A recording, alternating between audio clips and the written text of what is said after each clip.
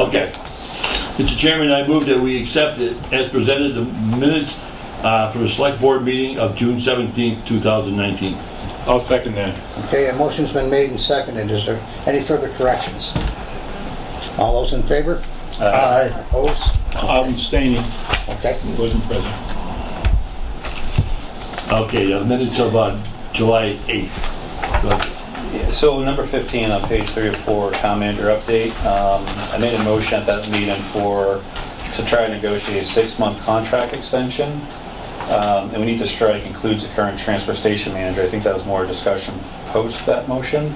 Though I did add at the end of that motion was also look at contract bid-in as well.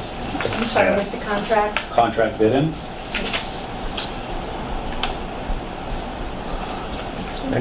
Any other corrections?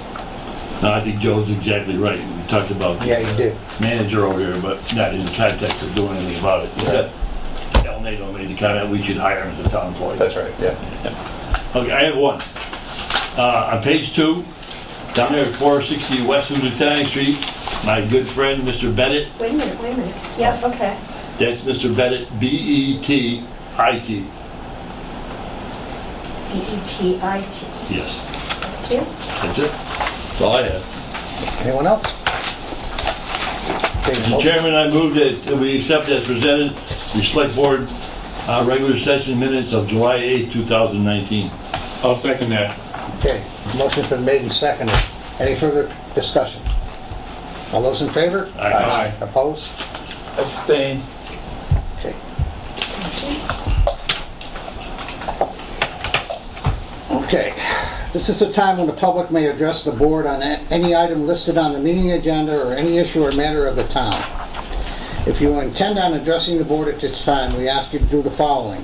Please identify yourself by name, address, or the company/institution you represent. The public address to the board segment will last no longer than 30 minutes. Please make your comments concise and try not to repeat statements made by others. Please address your comments to the board chair.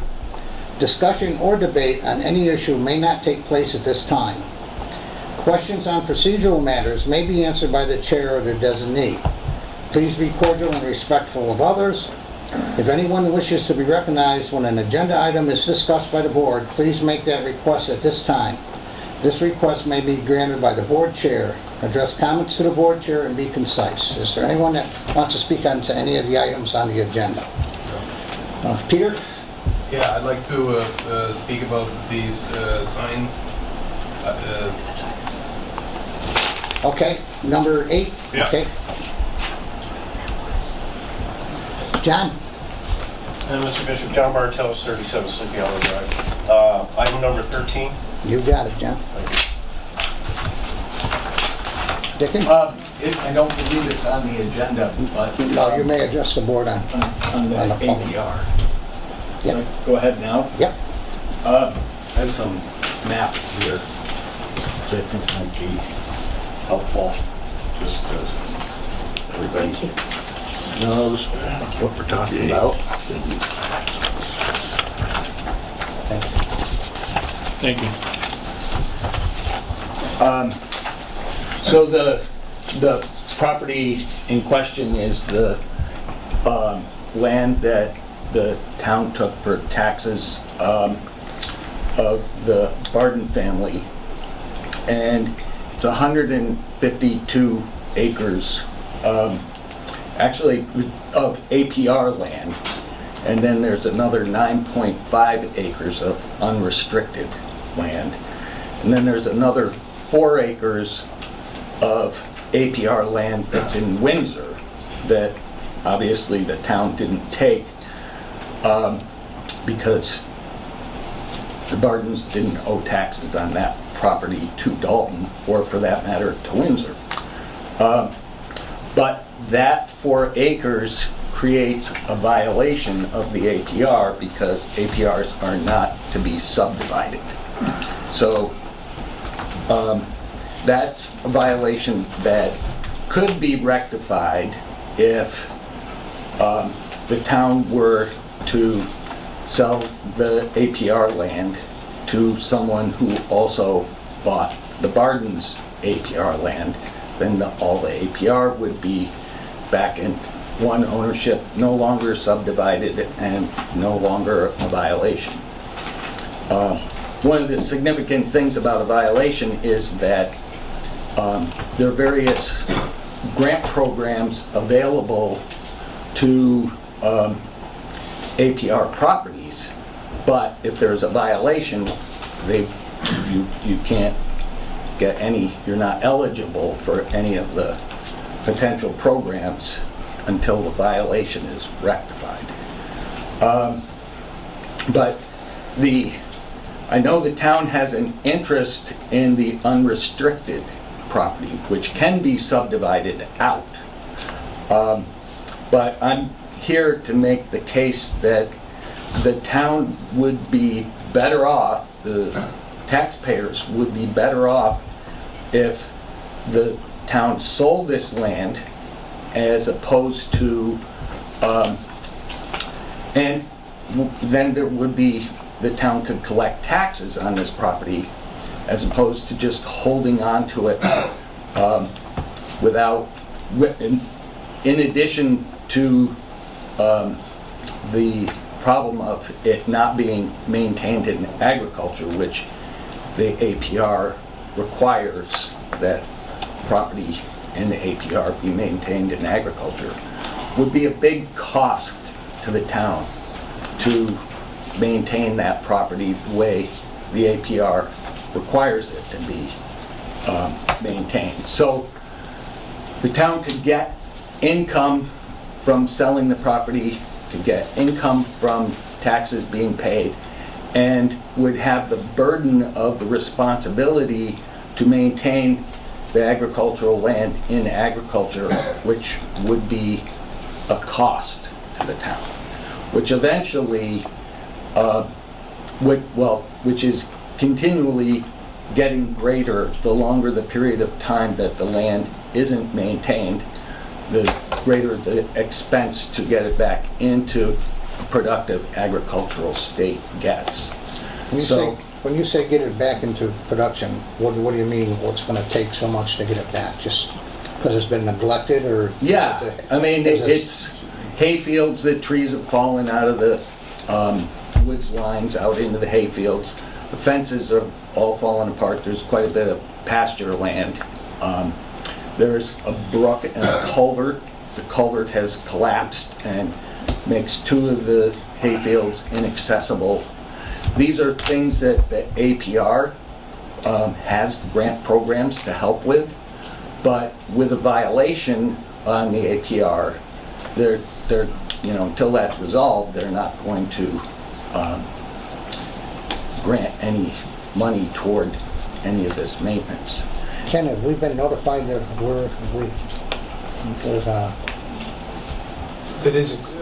That's one of the reasons we didn't auction it off in the first place. I mean, the 4 acres in Windsor. 4 acres in Windsor could potentially cloud the title to a new owner. It was recommended by the attorneys that we not auction it because of That's right, potential clout. because of that. Yeah. Well, and there was the other thing that the 4.39 acres on the south side of Route 9 was being auctioned off as a separate parcel, which would have been a further subdivision. So I think You didn't that mention that parcel. Are you interested in that parcel too? well, because the APR has to go all as one unit, it's part of it, so yes. So the parcel, the 4.3 on the south side of the street, the 40 acres, the 103 acres, the 4 acres in Windsor, that's what you're talking about? Yeah, the 4 acres in Windsor is a discussion with the Barden family, because they still own it. Really? Yeah, So we took it for taxes, we only got the part that was in Dalton. right, And their taxes are paid up in Windsor. yes, Interesting. but true. But true. So, I just feel that for the benefit of the town taxpayers, it doesn't make sense for the town to just continue to own this property that has potential value and the potential liability of the responsibility resulting from the responsibility to maintain it in agriculture. That would be a cost. How much of this land is woodland? A lot of it. I don't know exactly, but I'd say 70-ish%, more than half. Some of which is pastured woodland. So, I mean, there are fences through the woods. They were part of that woodland. At one time was not woodland and was pasture, but it has, over the years, grown up into woodland. But a lot of what is now woods was pasture. Dick, the 9.5 unrestricted parcel, is that something you're interested in too?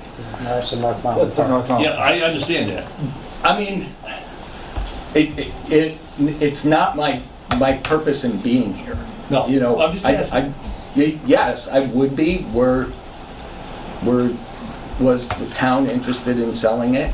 Yeah. But it is, I think there are, you know, other opportunities for that 9.5 acres, but the APR land is really limited to agriculture. Okay, And say we retained the 9.5 acres for North Mountain Park, right? And we sold the 103, the 40.7, the 4 acres in Windsor and the other across to the road. Will we require an easement to the 9.5 acres through your property or whoever purchased it? I believe the easement exists. It already exists. It already exists because when Time Warner had a tower on top of the mountain, Yes. they had an easement across there. Yes. There was an easement that existed. That easement also exists for Peter Barden to get to the land that he still owns that's north of the APR land. So it's my understanding that there is an easement to the abutting properties. And I mean, it would be something that if it wasn't there, you'd want to, but my understanding from talking to the APR people is that the easement exists. Say it didn't exist. Could we get an easement through APR restricted property to our park? That, I can't give you a sound legal answer. I'm You more probably confident should. in giving you the answer that the easement already exists, because I've been told that it does. So, I think that is a better answer.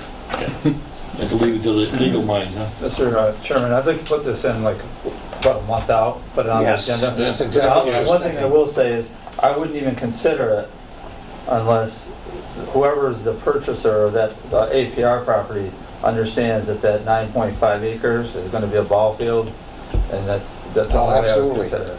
So. And the other thing, my question is, I want to explore, would it be more beneficial for the town to do timber harvester out of 70% of that land? Would we get more money doing that than selling the land? I don't think. I don't think you would. I mean, one way that land like this can be priced is you do a timber appraisal as well as the land appraisal, and you can add the timber appraisal onto the value of the land as part of the purchase price. Typically, what does an APR acre go for? Honestly, it's a big range. Most APRs are on pretty high quality agricultural land, and some go for quite a penny in areas along the Connecticut River. But land that has been, neglected for years, I don't know what the range Okay. is. How about if we do this, Dick, and we put it out for a month? and let us explore some options. And then we can actually open up and discuss, put it on the agenda, and we can have an open discussion about it, okay? Yeah, and it's my understanding that you've looked into a lease arrangement. Yeah, that- but we have no figures on that yet. Right, and I think that the examples of leases are, again, on pretty high-value agricultural land, and oftentimes the landowner is responsible for, you know, a lot of the maintenance of the property, and the abutting farmer who's leasing it, you know, is paying, but that's because the landowner's paying the insurance, paying the taxes, and probably responsible for internal roads and, you know, other aspects of what make that land valuable to somebody who's renting it.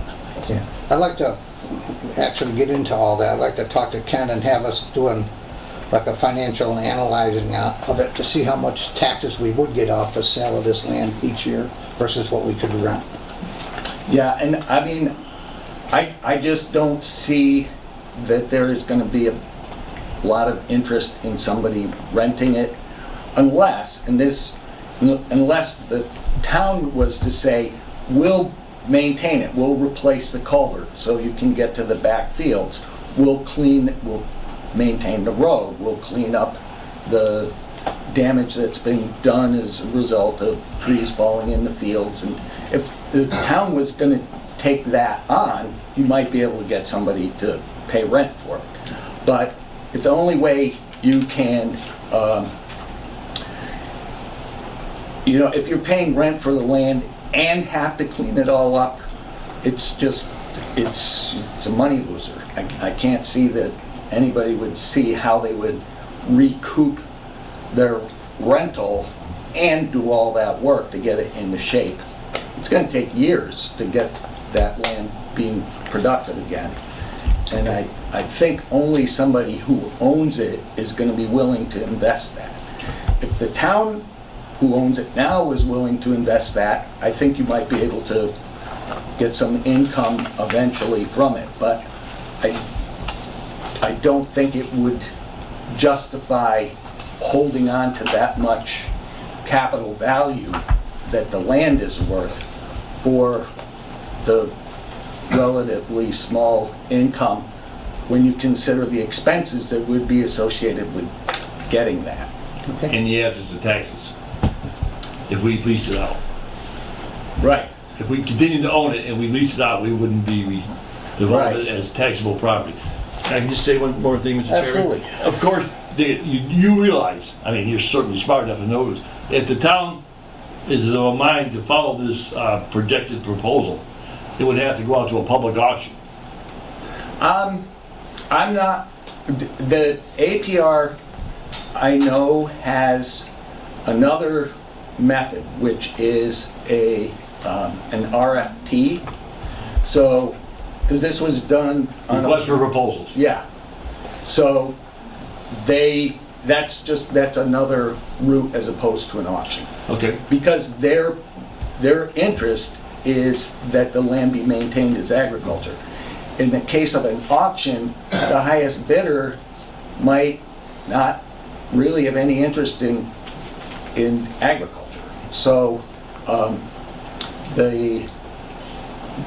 then the APR, they have right of first refusal, and so there is the RFP route instead of an auction.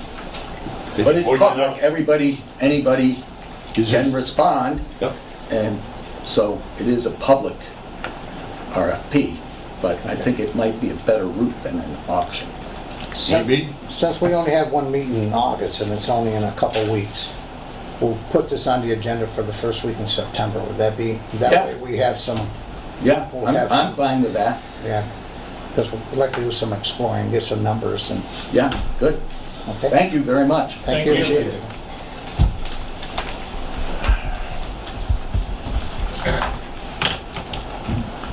Sir, Yes. would you indulge me in taking number 7 before number 6? We'll go in order. So we'll get Yes, Mr. yes, let's do that. Okay. Let's do the location consideration of a late applicant. Which one we doing? Okay. Number 7. Floor plan? No, right here, location, education. Why is mine different years?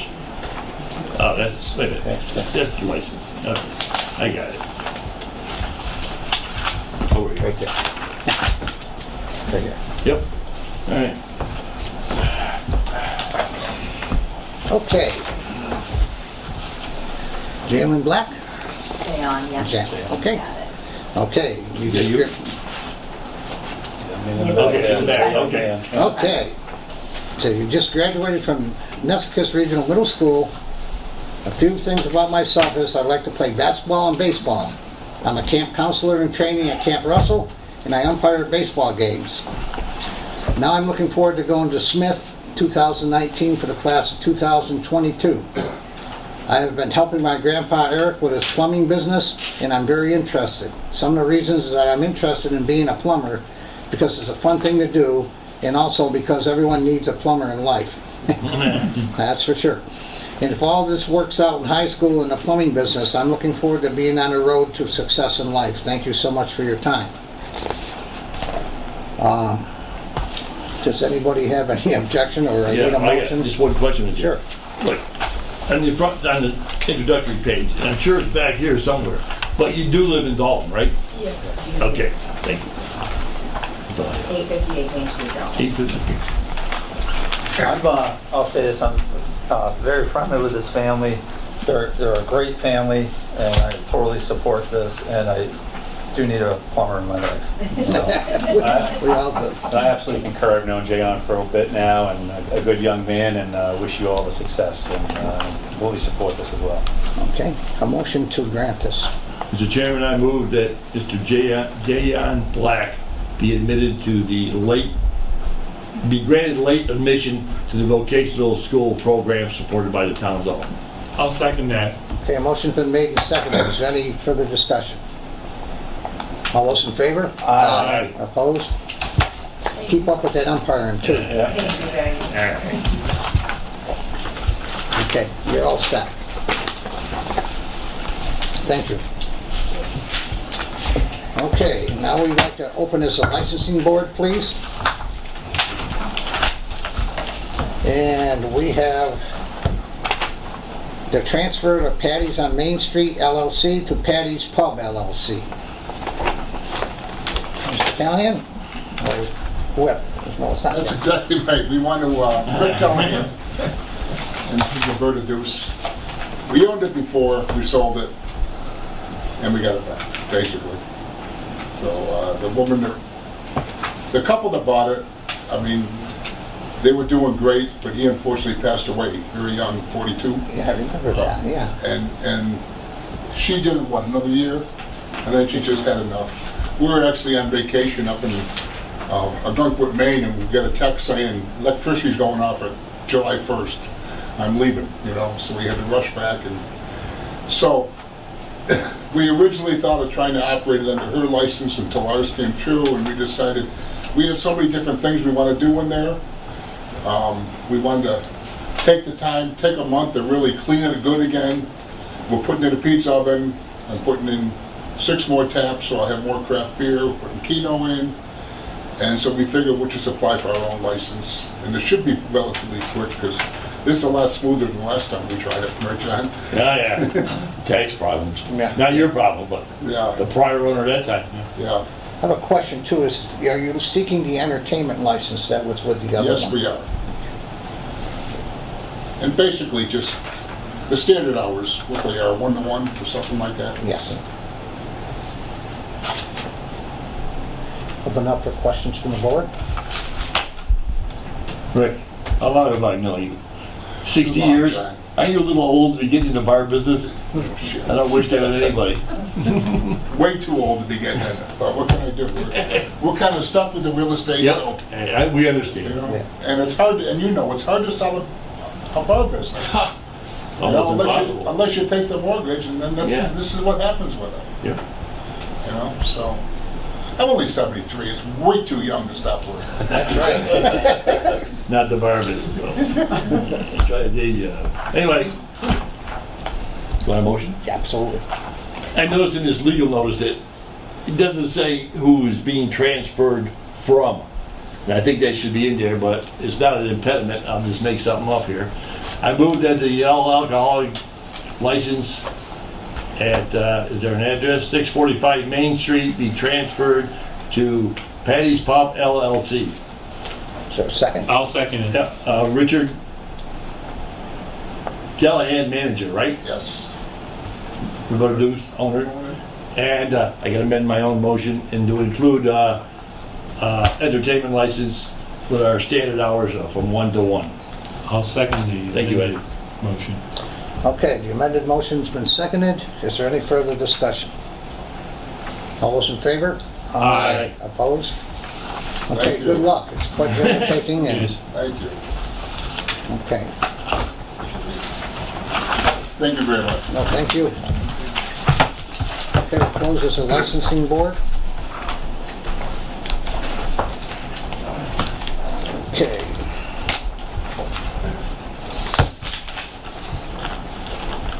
Okay, next on the agenda, we have the stationary signs from Cassandra Service, Peter Sternup and Andrew Crane. Peter? My name is Peter Sternerup. Together with my wife, I own and operate the Silverbird Distillery at 63 Flansburgh Avenue, commonly referred to as the Stationery Factory. It's been brought to our attention that the current zoning bylaws of the town of Dalton does not allow pretty much for any signs that are not located directly on the business premises. Just about all the through traffic that we have in this town follows the Main Street Route 9. And this really makes it impossible to direct customers to any businesses that are not located directly on this corridor. So I would like the town to start to reconsider the zoning bylaws to be more friendly to existing and future businesses that are not directly located where the main traffic is. And I would just really like to know how and with who we need to work to start this process. Anyone, comments? John? Well, interestingly enough, it took 3 years, and your landlord was chairman of the committee. I was his right-hand man. We rewrote the sign bylaw in Dalton. And after 3 years, we took it to the town meeting, and it was almost unanimously approved. Now, if that provision is in there, I'm not sure what you're even talking about. I mean, we do not have jurisdiction over the state highway on it. I do understand that there is no jurisdiction, and as far as the state highway and the state right-of-ways, signage can be put on that. That's really only applicable from one of the directions. There is no state right-of-way on the north side of Main Street, from what we've been told. Is that true, Ken? I don't know the facts on the situation. I would assume the whole layout for the highway running through town is a state highway. I would think so, too. It could be that the property lines or the right-of-ways are because of the buildings really directly. Two things could happen. If you've been turned down by the building inspector, and I assume you have. No, we have not. I've just read the zoning bylaws. You've never asked him for a We permit? have not asked for a permit. The zoning bylaws, as we read them, do not apply. There is nothing to ask for. So he can't issue you a permit. That's as I understand it. So then your recourse would be with the zoning board of appeals to ask for a variance of some sort. And I'm not, I don't want to say this for sure, but there might be part of the zoning bylaw that's been struck down in other Massachusetts towns as not legal. Can I just ask, what do you envision, like, what are you looking for specifically? I'm looking to be able to direct through travelers to my business. Yeah. And I think that's kind of what Andrew is looking for. So you want as to put up well. like a sandwich board, basically? Sandwich board, or maybe make arrangement with owners of other properties to Or like, put signage up. The big building there, what's, Union Block? Union Block, like on the side of For Union Block or instance, something. right? Gotcha. okay. As I read the laws currently, it's not even, it doesn't make any sense to even address them because there's no allowance for that.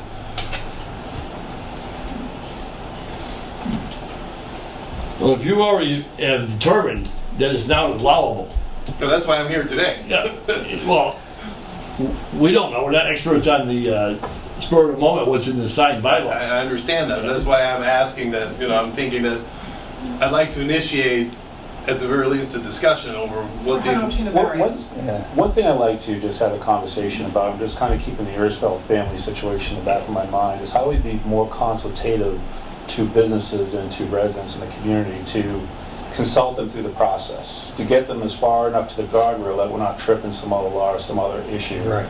And understand what those guardrail parameters are, so then we can make recommended changes to the zoning bylaws, whatever the case might be. To be much more consultative in helping them achieve their goals and outcomes. 100% agree with you. And I think what it comes down to is a general feeling towards the town, towards businesses and residents, is we shouldn't be out there looking to jam people up, but when people come to us, Ersfelds, this individual, you sir, we want to be able to help them, Right. help the businesses. This is Absolutely. what you need to do. Absolutely. That's how we as the town needs to look at the taxpayers and the businesses in town. Because we need to be here to help them and guide them through this. That's right. And not saying, no, you can't do that, you can't do it. No, listen, this is what you need to do. This is how we're going to take care of that. Right. And it's just a general feeling throughout the town, and that's what we need to strive for. Absolutely. So, Yeah. In this case, the stationery wasn't there when the bylaws were written. And that venue has grown into, I think there's what, 16 or 17 businesses in there. Something like that, yeah. And And it's just about the only building in town that has generated any new businesses in this timeline that we have been there, anyway. has it, when you had the opportunity to put something out there, has it helped your business? Yes, Yes. it has. I have Certainly. snuck out a sandwich board sign, knowing that I'm not supposed to.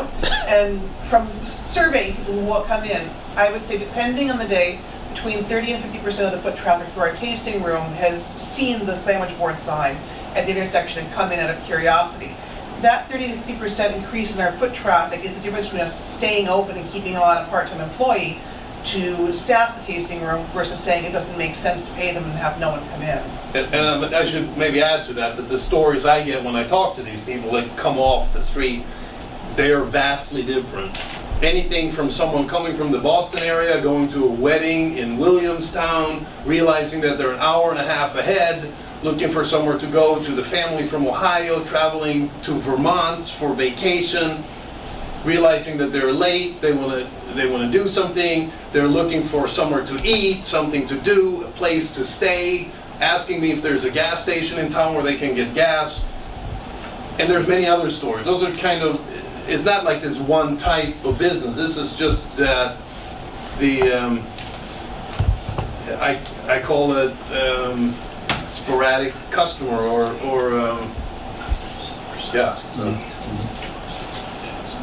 Who would be best that we could direct this to help and be that consultative on? Probably the zoning board of appeals, I would Yeah. say. But also, I would check with the building inspector to see if he would allow you to put a sign on state property or whatever. So I would contact him to ask for a variance on this? No, No? No, not just variance. contact him to ask if you can do it, and when he says no, then you apply to the zoning board of appeals and ask for a variance. Thank you very much, I appreciate it. That was the information I needed, Yeah. thank you. And, I agree with my colleagues, Mark, Joe, that we have to be more proactive in this community. Nobody's more pro-business than I am. See, I'm the only one here that was in business in town for 35 years. And I know all the ins and outs of the signs and everything. I couldn't have a sandwich board sign. And I was in a pretty remote location too. But that's water over the dam. I survived. But changing the zoning bylaws is kind of an onerous thing. First of all, everything you change applies to everyone. not your specific case. So any committee that was reviewing this would have to review it with that in mind. Allowing such and such a signage has to be allowed for everybody. So it's a process. And I don't know if you ever talked with Steve. Oh, absolutely. Well, he was the chairman of it. I mean, he's got a lot of valuable insight into this subject. I do understand that he's recommended me to come here today. Oh, okay, that's the buck. And for what it's worth, in conversations with him, he is open to redoing or rewriting that law. And he said he would be willing to work with whoever to help in that process. Yeah, I mean, certainly, so I think somebody asked specifically, what do you have in mind? And not sure the answer was forthcoming. Right now, I want to be, I don't want to give a direct answer because I don't really know. The direct answer is we want to be able to encourage More the visibility. customers from the Route 9 Main Street corridor. Down Flansburgh Avenue. Exactly. potential options that I have considered is a sandwich board sign that we can put out at noon when we open and take it at 5 p.m. when we close, which is what we've been doing illegally, but we've been doing it. Being able to put up a sign on the side of Faisal Ali's building if he will rent space to us. Right now he's reticent to do that since it's against the regulations. So that's one thing that could be proposed. Possibly. And I've talked to other people that own businesses. Sure. Signs are usually addressed at the front of the building. Right now we have a party on Depot Street whose business goes around the corner. Evidently he's not allowed a sign as it goes around the corner, which fronts on Main Street actually. So there is all kinds of crazy little issues here. It's not Absolutely. easy. And to your point is that you said you have to allow this for everyone. If that is the case, and I would sure agree with you, you also have to enforce the existing law with everyone. That may be the solution, to allow signage on existing buildings and not being the one housing the buildings that direct traffic to there. For instance, on the side of Faisal Ali's building. For instance, yes. For instance, yeah. And there are other current zoning laws does not allow for signage on vehicles or on trailers. I believe that's been struck down in other places, and I'm not even sure that's legal anymore in So the Massachusetts. concern is if we wrap one of our pickup trucks to be a distillery vehicle, and we put the specialized wrap on it with our name, if we park on Main Street, are we then in violation of this law? Because the way I read the law, yes, we are. I can cite a case that just happened. The business is now out of business. He was on Daly Avenue. I don't know if it had a name. They fixed chainsaws and... Oh, yeah. Yeah, the guy put a truck with his name of his business on the corner out there by the abandoned gas station. He had to take it away. That was illegal. So he wasn't allowed to park his truck On somebody else's property and do that. on somebody else's property. Yeah. With the allowance of the person owning the property. I don't know. That's a good question. The next question, did he have legal counsel? So It's went out of business. to speed up his need or to get to the solution that's the quick or the earliest, and the suggestion was not to go outside the boundaries of the zoning laws, but for someone to consult with to say how far can you go? What are the options today? Yes. And then what are the limitations? Once we know limitations, then we can make proposals to change those zoning laws. But at least know how far they can go with the current zoning laws to speed up a solution to the ask. I think that would be, reasonable. Rather than make a proposal get denied, how do we help them make the right proposal now within the framework of the zoning bylaws to answer that question and then go to the next step? So, I think that's going to be directed towards the building inspector. Yeah, I think you got to meet with the building inspector. But I think that goes back to where we have to set the mindset of the town and the employees that we are pro-business and we are pro-resident and this is the stuff that we're looking for. We want to be here for the businesses, and when dealing with business owners and dealing with residents, keep that in mind, that that's what we want. Yeah. So I would direct you towards the building inspector. we, the businesses, like the Shire Brew House and herself, etc., can also read the zoning bylaws and try to be really creative to find ways around how they're currently written. The town of Dalton may not mind some of those ways, but it may be objectionable to other ways. Yeah, I think we don't want to have a reverse trip either, too, but I understand that. agree, Yeah, I agree. absolutely, yeah. What you might do right here is a copy of the zoning bylaw as it pertains to signs. And the problem you got, off-premise signs, Yes, okay? A sign which directs attention to a business, profession, commodity, service, or entertainment that is not carried on, sold, or offered on the same premises. yes, No sign. yeah. It's not allowed. No, exactly. So the building inspector's hands are tied. Right. I could ask him all I want, but he's going to point to us that I Yeah. can't issue a permit because it's not allowed by the current zoning bylaws. What if it's on state property, though? The state property is, I don't think, no offense mean to you, but I don't think you have anything to do with it. The state right away, he goes to Bob or it applies to a totally different set of laws. Right. And they have their own rules and setup. Occasionally, the state does have these signs here and there that say, as you approach such and such a drive, that says, Sure. for instance, Ralph's Restaurant. Yes. So, did you ever ask them to put up a Well, sign we're down here in front of the CRA that says We're Silver Bear investigating Distillery? that as a, Right. you know, Those discussions are ongoing. yeah. Good. That could be the answer to your issue. But I do believe too that the state only has right of way from one direction. Anyone coming from in the other lane, so to speak, will never see that sign. Right? Half the battle. Additionally, if you look at the state laws, the highway reg laws, which I've looked at, they only allow 2 businesses per post, and there's a limited number of posts. We're And right coming- now, like, Andrew is trying to, like, not strangle me, and I'm not, like, we're all in competition for this. And we want to work together, not against one another. Collaborative. But could you get them to put up one sign to start with that says Silver Bear Brewery and the Bircher Brew House? 2 businesses on one sign. Possibly, but I think that's your immediate. Yeah, the yeah. Then, there's going to be other businesses, and what if someone beats us to it? It's like that's the thing, if somebody beats me to it, so. Well, you should get on it then. I mean, you should have been on it a long time ago. You're business people. You got to be aggressive. Mr. Chairman, I wonder what Mr. Walter may think about this. Okay, yeah. Ken, do you have an opinion on this one? I think I told Peter when we spoke, and John knows, that the committee that designed the sign bylaw was intentionally restrictive because they were afraid of disrupting the ambiance of the town, downtown in particular. So it was intentionally restrictive, and I think it merits a relook. Yeah, it's right in here what our mission was, to retain the colonial character and village appearance of the town of Dalton. So, I'm sure they had signs in colonial times as well. I can agree with you more. I just tell you what happened. You ever see the kid in Pittsfield that dances out there with a sign? He'll be out there for 8 hours. Absolutely. Perhaps something for Dalton. Okay, Thank you. Mr. Chairman, I would just go ahead, John. paraphrase it. Like, for immediately to get to work on this issue, that they should ask the building inspector Absolutely. formally, so he can deny it, so you may then want to start the procedure in the zoning board of appeals, which is again, another onerous procedure. Yep. And 2, you should pursue this with the state. Yes. Yes. Call your state rep. Be aggressive. Yeah. You want that Paul sign? Marks have office hours here on Tuesday.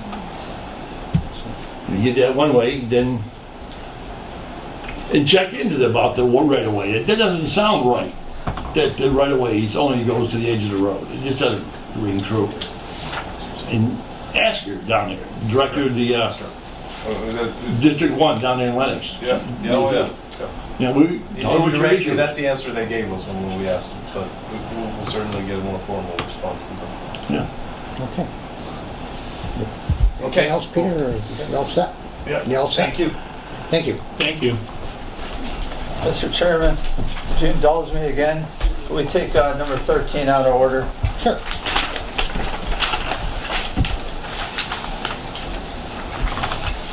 Okay, Mr. Bartels, we're going to put you on the spot. Wacona Building Schools, CBRSD School Committee reports. John? Thank you, Mr. Chairman. I'd just like to go over in order of the meetings that took place, because it's just not the building committee, it's Finance Subcommittee. I just want to keep you updated because there were 3 meetings right in a row, so I might as well report on all of them. Okay, great. The first one, and this is just informational, was the Finance Subcommittee on the 24th of July. And they're doing their year-end. You know how we do our year-end and we satisfy bills and or transfer money from one account to another to satisfy that bill? So to speak, that's what they were doing. And that was later on, it was approved in Finance Subcommittee, later on approved in the School Committee. Also, their transportation funds received in 2019, they transferred that into the Regional Transportation Reimbursement Fund. And the good news on that one is usually it's about $400,000. Looks like it's going to be about $300,000 this year. So it's a bit less. The next meeting was July 25th, and it was the school building committee meeting.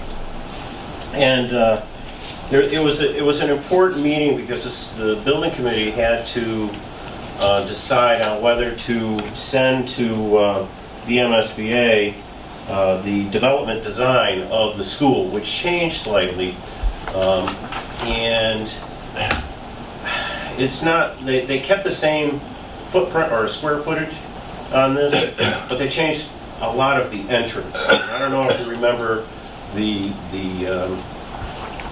picture of the entrance that had this sweeping wing that came out from it, very decorative. That's gone. And what they did is they made a more useful type of entrance where it's slightly larger. It's like it's a safety thing. You go in one door, you get buzzed in, and if they allow you, you'll be able to get through the next door. There's also a slight overhang. It's a reduction in cost overall, and it's that wing that came out, it just wasn't necessary. It was more decorative than anything else, so it was taken care of. It actually looks better too. Yeah, I think it looks better as well. There were reductions in costs. I'm going to give you. Well, let me just say this: the DRA, the designer architect, went through a variety of items where they could cut back, and although we're talking about a $70 million project, it doesn't sound like a lot when you look at it that way, but they were able to bring back about $180,000 of the initial cost.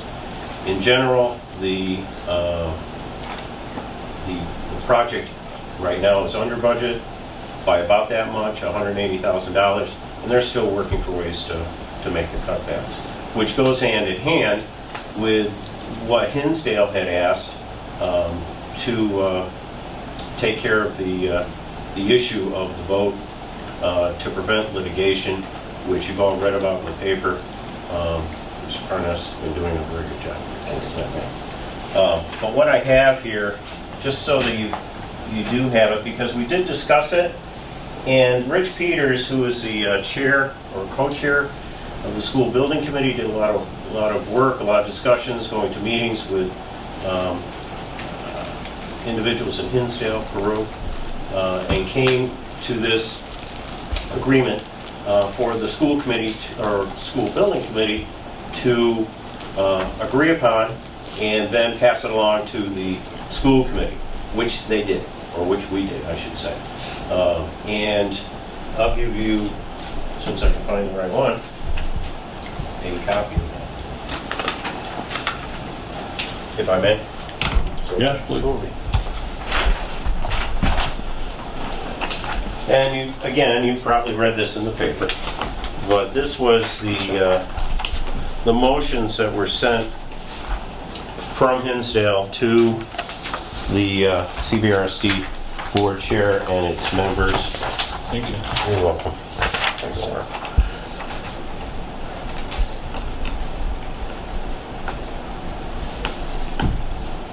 And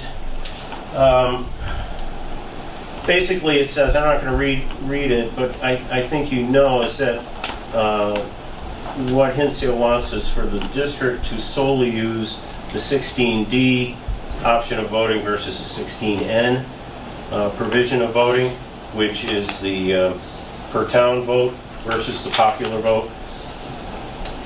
And what will happen in this process is between, well, now and hopefully, well, probably town meeting, annual town meeting, the district will formulate a change in the district agreement, submit it to the towns, because if you look at the, under motion 1, the second to last paragraph says, I further move the school committee prevents the above amendment to the member towns for consideration by their respective select boards. So once that agreement is written, or the amendment is put in, you'll get a copy of it. The last paragraph says, I further move that the school committee shall present the above amendment as may be further amended to carry out the purposes of this motion to member towns for inclusion on their respective 2020 annual town meeting. So what will happen is they'll draw up the agreement, it'll go to their council for approval, and I would think at that point in time it would come here, and then to your choice it would probably go to town council for any input. So the second motion, well, before I go on to the second motion, do you have questions on the first motion? Mr. Boyle does. Yeah, I gotta be honest with you. Yes. I don't like this at all. Yeah. I don't like the fact that the school committee and the school building committee caved into Hinsdale for no, in my mind, noticeable reason. Well, they didn't even have an attorney that ventured an opinion. And you guys caved in with it and changed the whole methodology of voting and so forth. if I may on that, John. Yeah. The council was advised, or they advised, the school building committee Yeah. and the school committee on this. It was at a point where we'll say if this wasn't taken care of this past week, Yep. by Friday, all right, bonding for what is owed right now, hundreds of thousands of dollars, Yep. which is already owed right now, which there really isn't any money for, there is now, you wouldn't be able to receive the bond because of the potential litigation. I understand that. Yeah. So that was another kind of deadline. So if in fact the school had to go forward with this cloud of litigation, okay, then they still have to pay their bills. Yes. All right. And where does that money come? It will come from E&D. And that E&D is the E&D that lowered the assessments to the towns, which means it wouldn't be there. It would be a change in the budget, and the towns would start paying a higher assessment to immediately. That was one of the reasons. But if you want my opinion, about as good a time as any, I don't think that's a good reason to cave into Hinsdale. Well, And what they're recommending here, in this changing of the vote, is going from a popular vote, one man, one vote, one citizen, one voter, in the whole district, to one vote for each town. So, what happens is, Dalton has 14.2% of the political power or vote, 1/7. Possibly one, I don't know what happens with Covington, that's still up in the air. well, that's another thing I'm going to report. Dalton's going to have 1/7 of the political power or vote and be expected to pay 67% of the bill. That's quite a deal for them guys. And I can't believe you guys are doing this, but there's other reasons too. I understand. That's all I can say is I understand. Thanks. I But had to get that off my chest. it was felt the best recourse, the best course of action at the time, in order to move things along without any new costs to the towns immediately. What about short-term borrowing? That I don't know, it would be the same thing. If there is litigation pending, you wouldn't be able to get that borrowing either. Yeah, I'm looking forward to seeing the final amended motion, because I do see concerns with this. But we'll see what the amendments come out to be. Because if you look at the regional agreement, there was no agreement in the current regional agreement from 1997 requiring town by town. State law drives it based upon vocational technical schools can go 2/3. This says something, the way it's black and white is different. So we need to make sure there's amendments in this that cover our concerns down the road. I don't want to go too deep into it because I think there has to be some other legal opinions on that particular thing. It's But a matter I do of being figured out, Yeah, so yeah. to speak. So just let it play out and see where it ends at the end of the day. But we get through the hurdle of the Hinsdale concern and keep the ball moving forward. But I think it's actually in the motion that there'll be amendments to this motion. So I do think we need to see what the end result is. And then, I'm sure there'll be a back and forth between towns yeah. on this still. And ultimately, the towns agree to the district agreement. And it has to go to town meeting for vote. It has to be I believe, a 3/4 agreement. I'd have to look at the district agreement to find out, but I'm pretty sure any changes to that have to be a 3/4 vote. So we'll see what happens. And again, it has to go through councils and approval of the towns. So we agreed to change things to make the votes better, and hopefully that will take place where everyone's in agreement. Any other questions? And motion 2, I think, was a no. Oh, the one other, motion 1, for the Dalton representatives on the school committee, there was 4 representatives, 2 for, 2 against that motion. It's just that note, and motion 2 just makes complete sense. So, It wasn't a unanimous vote either, yeah. I can tell you that. So, That's good. there were some disagreements, so it wasn't unanimous.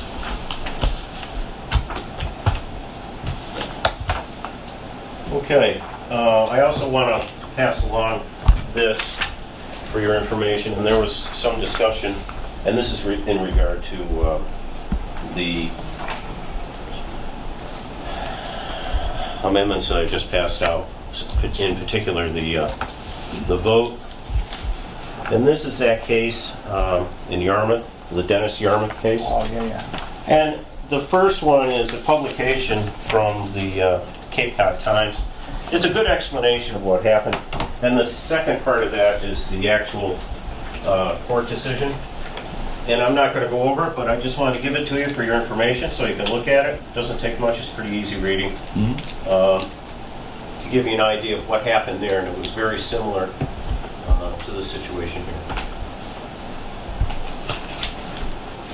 The second motion, which was to lower the cost as much as we could. Well, that really is an obvious thing, and that's been something that's been worked on from the beginning. The architect has made some drastic changes to save things. The 10 or 20% that was requested through Hinsdale obviously will be strived for, but it's probably not going to happen. 10 or 20%. That's quite a bit. What has happened is already, like I said, there's been a cut of at least $180,000 from the project cost.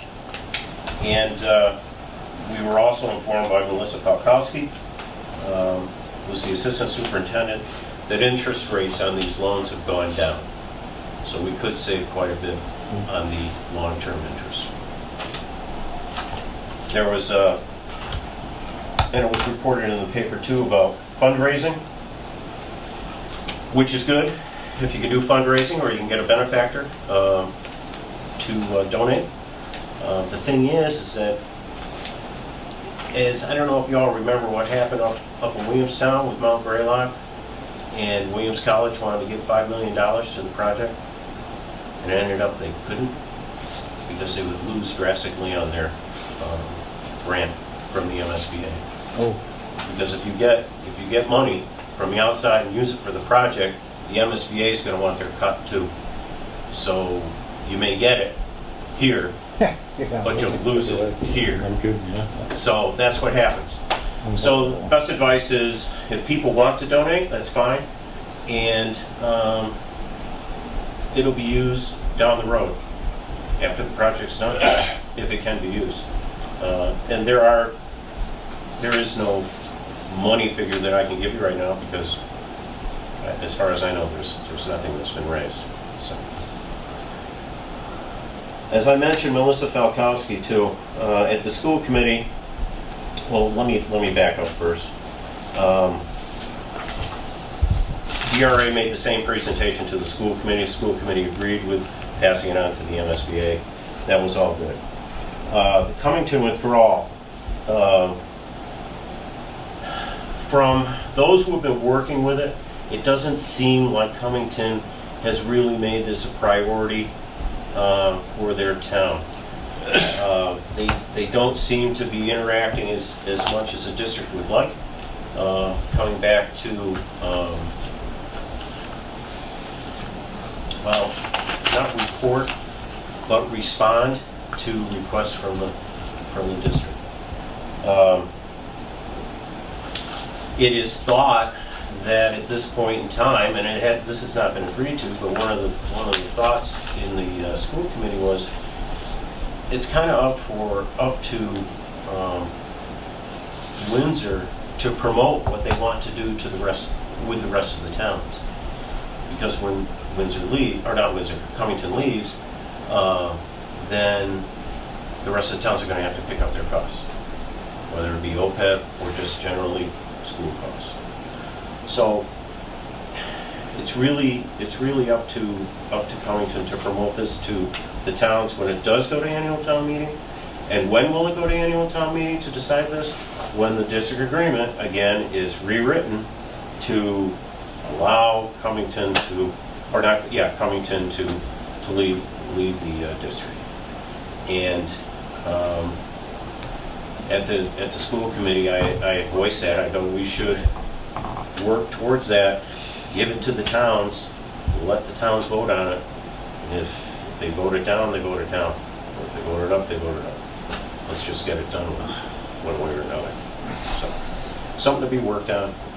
I don't know what will happen, but it's a frustrating deal. John, if Cummington leaves, are they still liable for the vote that was taken, that was approved by the district? Are they liable for do they have to cough up the money for the new school? It's one of the conditions of leaving, that they have to settle, I believe they have to settle with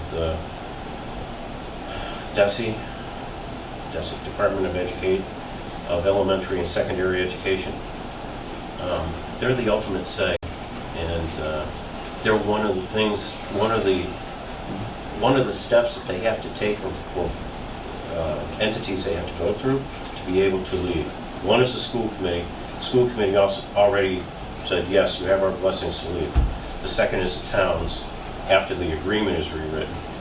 And then the third is DSB. And they also have to have an educational plan for their students when they do leave. It's a lot of work, and I mean, it's been going on for years, and really, there's not a lot that's been done. Do you know what percentage of students are attending Wacona? 10 or 11. And how many normally did they have? I don't know. I want to say 10 or 11. They're all still. I think they're all still going to Wacona. The elementary students, some are going to, I don't know if some are going to Worthington. I know some are going to Craneville. Some may be going to Kittredge. But they're not all going into our district. Okay. So, My suspicion is we'll be having this discussion for the next few years for sure. It's going to be happening anytime soon. it's a kind of a wait and see right now. And And I just wanted to let you know that there's really no movement. The bottom line is no movement. The other thing is, and the last thing I just want to report on is Melissa Falkowski is leaving. Her, I think it's going to be in September, Joe? I think it's done. Yeah. September sometime. Yeah. And right now, there's a search committee which I'm on for a new director of finance and operations. Another title as part of being the assistant superintendent. So maybe by the end of August, there'll be a new assistant superintendent, but we're just in the process right now. So that is taking place, but there will be a change. And she's key on watching the financial control of the building projects. Right? Yes. Yeah. So it's one of the challenges that the new assistant superintendent will have when they come out. Is there any questions for John? Thank you, sir. Thank you, John. Thank you, John. You know, I'd like to say thanks to Joe for, and the reason, well, I was going to come anyways, but the reason I came is Joe at the end of the meeting requested that a representative of the school committee come, and they asked me to come because I'm the municipal representative for the district, and also I've been here before. So, so at any rate, that's why I am here. I hope I didn't cloud issues and maybe help answer some questions. And if you ever have anything else, Oh, absolutely. let me know, and I'll keep you updated. Okay. If there's anything important, I'll stop in. All right, thanks, John. Thanks, Appreciate it. Thank you, sir. Okay, beautiful. Okay, now we go back to item number 9, appointment of a Conservation Commission member. Yes. Okay, we have before us a recommendation for your ratification, the appointment of Esther Ballardini of 400 North Street to the Conservation Commission for an initial term to expire on June 30th, 2022. Mrs. Ballardini has previously successfully served on the commission, and I welcome her willingness to participate and encloses her letter of interest to me. I might want to add also, Esther has also been the recording secretary for a great number of years, and she was a very active member also of commission. She comes on needing very little training or very little updates, and she's going to be a huge help to the commission, so I highly recommend this happens. Okay? Mr. Chairman, I move that Esther T. Ballardini of 400 North Street be appointed to the vacancy on the Conservation Commission. I'll second that. Okay, motion's been made and seconded. Is there any discussion? All those in favor? Aye. Opposed? Thank you, Esther.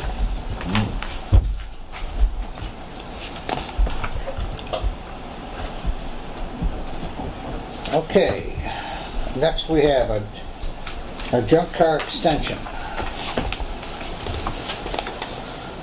This is from Ken to the Select Board. Attached is a communication letter from Mrs. Peggy Riley of 493 North Street requesting a 180-day extension to remove or repair the junk vehicle on her property.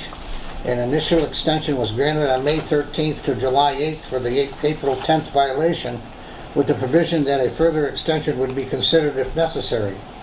Violators had 30 days from the original notice date to correct the violation. It has come to my attention that a formal notice of extension was not given in this instance. I therefore recommend that an extension be granted until October 10th of this year, which is a 5-month extension from the initial 30-day period. And do you want to add any comments to that or anything? Yeah, that would be 6 months in all. Originally, she requested a 180-day extension, so I think. So what is being recommended is we extend it from the initial violation date of April 10th to October 10th. October 10th. Yeah, she had 30 days. You know, when you receive the violation, you have 30 days to Yep. correct the violation. Okay. So this is another 5 months, giving her 6 months in all. Let me, Yeah, make a motion, sure. I move that an extension be granted until October 10th of 2019 to Ms. Peggy Riley of 493 North Street. I'll second that. Okay, a motion's been made and seconded. Is there any further discussion? All those in favor? Aye. Aye. Opposed? Thank you. Okay, next we have a ZBA petition 564, 675 Old Windsor Road. And this is, the petitioner is Dennis Tinker. And pursuant to Mass General Law, Chapter 40A, Section 11, you are hereby notified that an application has been made to the Dalton Board of Appeals for a special permit under Section 350-38E of the Dalton zoning bylaws for the construction of an oversized garage. The applicant is Dennis Tinker of 675 Old Windsor Road, Dalton, Mass. Copy of the application is enclosed for your review. Okay, do we have any comments on that? This came through the Conservation Commission. He did everything we asked, and the commission had no problem with that, so. And I really don't think we have a problem with it either. Mr. Chairman, one question. Sure, How close is he to the guy with all the junk cars? that I couldn't tell you. Is he right in that neighborhood? Yeah,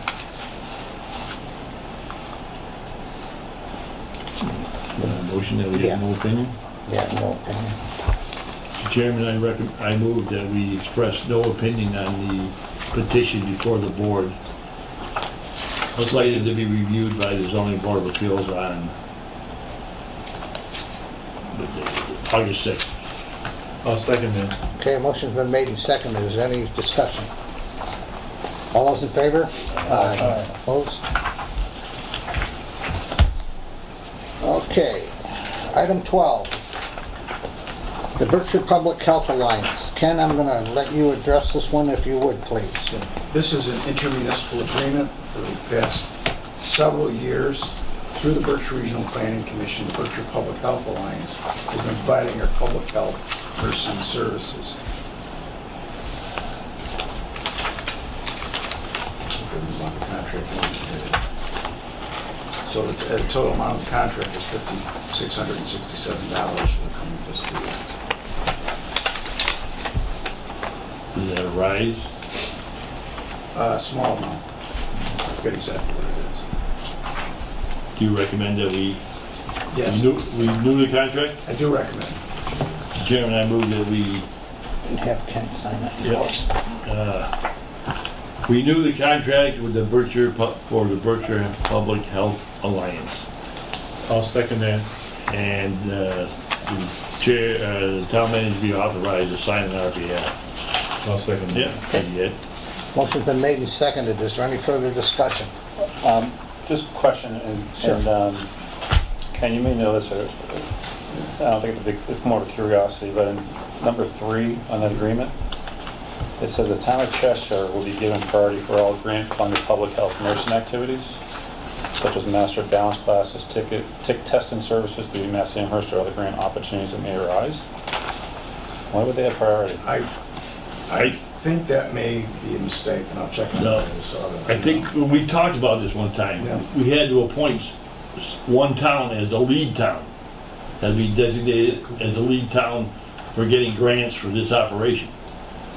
And for some reason Cheshire was chosen as the lead town. Chester. Because I know one of the executives that lives in that town, so I'll make sure it's fair and equitable. Cheshire, I said Chester. Yeah, I think they just chosen as the lead town in the group of towns that are involved in this, the way I remember it. I think you may have your answer. Great. Do we vote? Yeah, we haven't voted yet. Okay.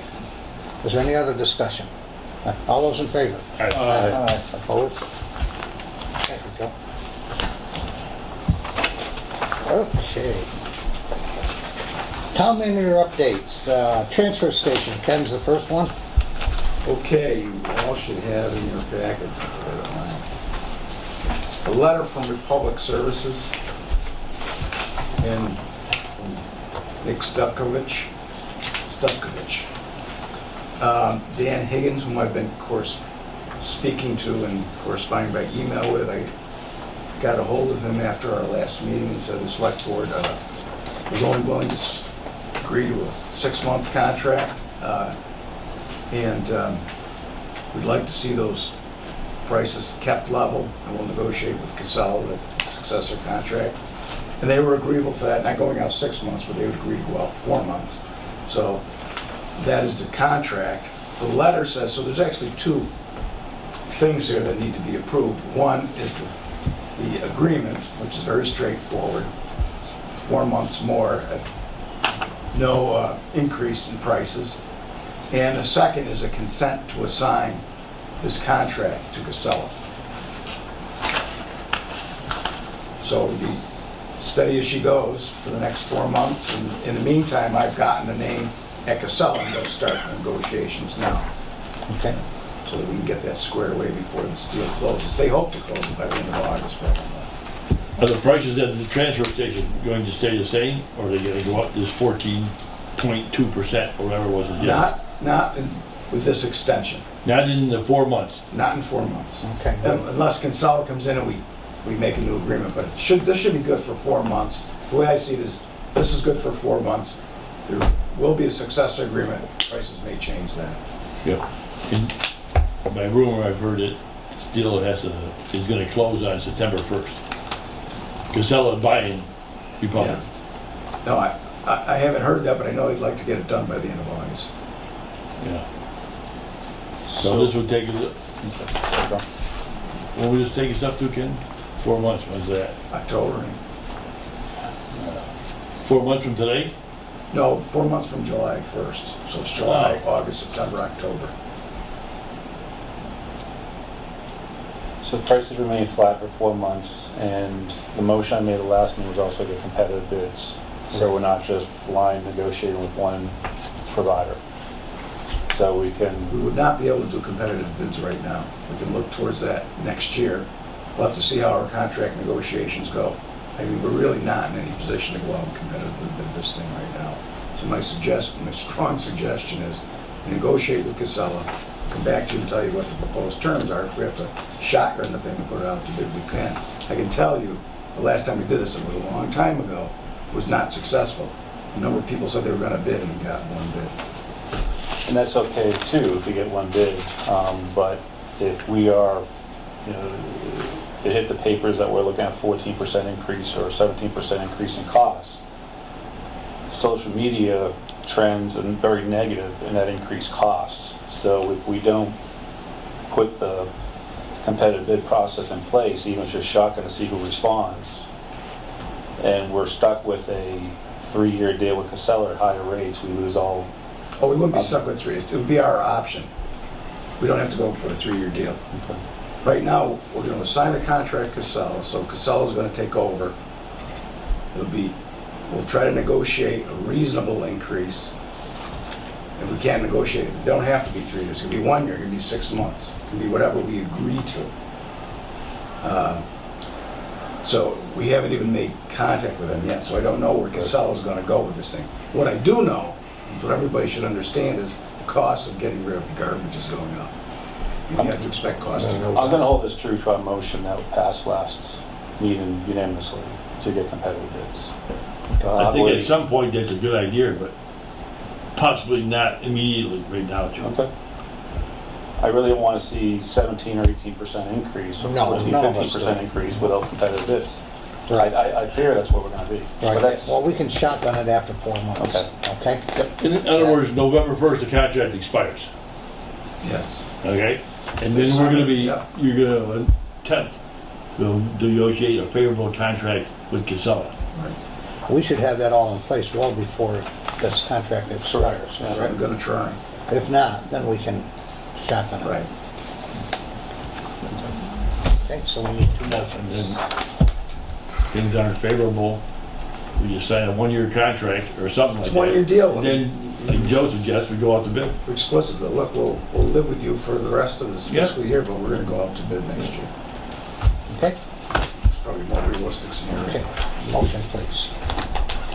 Yeah, We we'll do. need 2. Oh, motion to, 2 motions, right? Yep, the Okay. first one's for 4 months. contract. Motion to approve extension of the contract with Republic Services for 4 months, beginning retroactively on July 1st to October 31st. I'll second that. Motion's been made and seconded. Is there any further discussion? All those in favor? Aye. Opposed? And the second one is allowing Republic to assign this contract to Casella, right? Correct. Right? Okay. I move that we vote to allow Republic Services to assign said contract, which we just voted to extend, to Casella Industries. I'll second that. The motion's been made and seconded. Is there any further discussion? All those in favor? Aye. Opposed? Okay.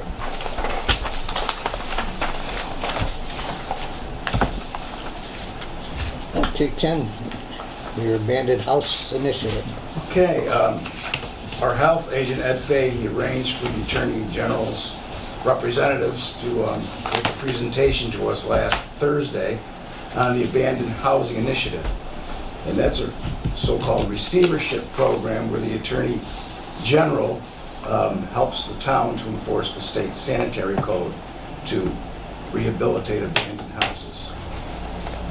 The town successfully used this once. I think we used our own counsel, not the AG, for a house on Tower Road, which had minor deficiencies, but the owners, for some reason, walked away from it. It can work quite well with particular properties. So what happens is if you have an abandoned house and it has remember, this is to enforce the state sanitary code to get rehabilitation. So the Attorney General's office really steps in the shoes of the town and goes to court and finds a receiver, a court-appointed receiver, to take over the property, to correct the sanitary code violation, and sometimes building code violations get included into that. And when he's done, a lien is placed on the property. The owner never loses their ownership rights in the property, but they will have the obligation to pay that lien. If they do not pay that lien, then the receiver can foreclose on the property, and it can be sold at auction, it can be sold through MLS, and many times what happens is that the receiver himself may bid on it if he's in danger of losing money, and then he sells the property. So we have several properties in town. One is in progress already at 463 High Street. It's already been condemned by the Board of Health, and we're working on that. You can see there are 3 other properties at one at 63 East Housatonic, Yeah. 59 East Street, and 519 Right across from Berkshire LPS. Road. Okay. And I tried to pawn it off, that house, on Habitat for Humanity, and they were interested. But it's not owned by the town, it's owned by a private party, That's and right. he's kept the taxes up to date. Yeah, So, really, Ed's the only one that has any leverage in this, that's right. and I think this is an excellent program. So the Attorney General's office is going to do an analysis to see which of these 3 other properties are be acceptable to the program. By acceptable, I mean that it's reasonable that a receiver can make the repairs, sell it, and get out of it without losing money. And they're looking at those properties now, and whereas, as it says in his memorandum, 463 High Street is in process. You know, there's a house that's really in tough shape up on Old Windsor Road, right on the town line. Oh, yeah. Old Adams property. Yep. And he might mention Ed, or he probably already has it, but that's I mean, definitely, is that abandoned as well? it's been pretty much abandoned for years. Yeah, what number is it then, do you recall? I don't know, it's the old Adams. I'll ask him to look at it. Because It's the again, last house on the left before you get to the town line, Hinsdale town line. Yeah, he'll definitely, I mean, you can't miss it. Yeah. Used to belong to Adams, now it belongs to, I don't want to say in public who it belongs to, That's probably a good idea. but it's definitely abandoned. Okay, excellent. This is a good program. Yeah, It's a very good program. I put a full packet in your basket, by the way, that we got from you. Okay, thank you. Excellent, this is good. where's 463 High Street? Where's that? Right next to the corner of Bridle Road and It's a High. yellow house right Oh, there. that house, right, as you go into the transfer station, that house right there? Yeah, yeah. It's abandoned? Yeah. It probably is. Yeah. Car there too? Yeah, because Okay. I thought somebody was living there. Yeah. Good work. Ken, anything else? That's it, unless anybody has any Okay, questions for me about anything. for your next update, can we get a update on where we are with our DEP file number for North Mountain Park and where we stand on that? I may have more information, but I can tell you right now what it's been. The difficulty has been getting the DEP To sign the number. number. And today Becky was working on that. What happened, somehow the whole file that I input got deleted. Cyberspace. I don't know what happened to it, and she's then reestablishing it, so we have to hope to have the number soon. The EPA number. It's the EPA number. Okay. Okay. Anything else for Ken? Okay, remarks of the select board.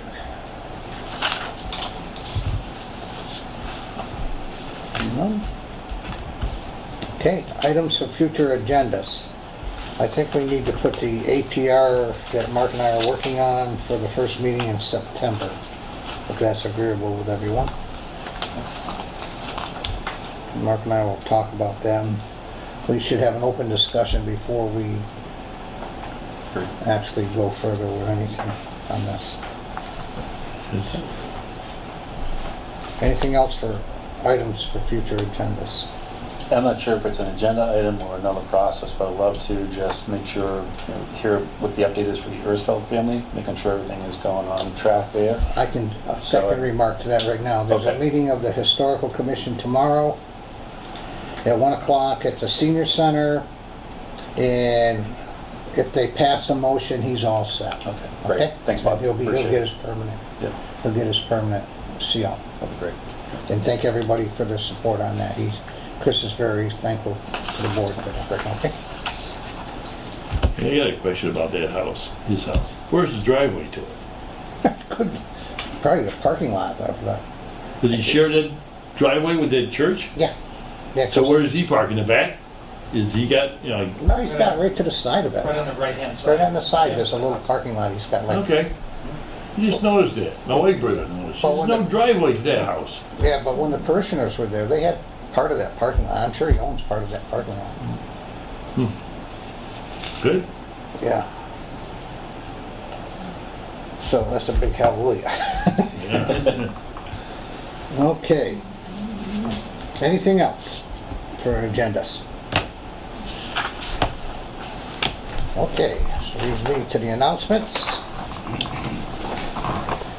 State Representative Paul Mark holds office hours at the Dalton Town Hall, 462 Main Street in the Callahan Room on Tuesdays from 9 a.m. to 4 p.m., with the exception of the third Tuesday of each month.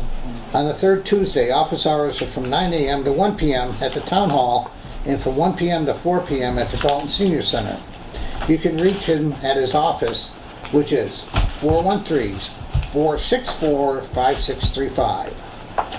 I hold office hours weekly on Thursdays at the Town Hall from 2:30 to 4 p.m., also by appointment, and at the Senior Center on the first and second Thursdays of the month from 2:30 to 4 p.m.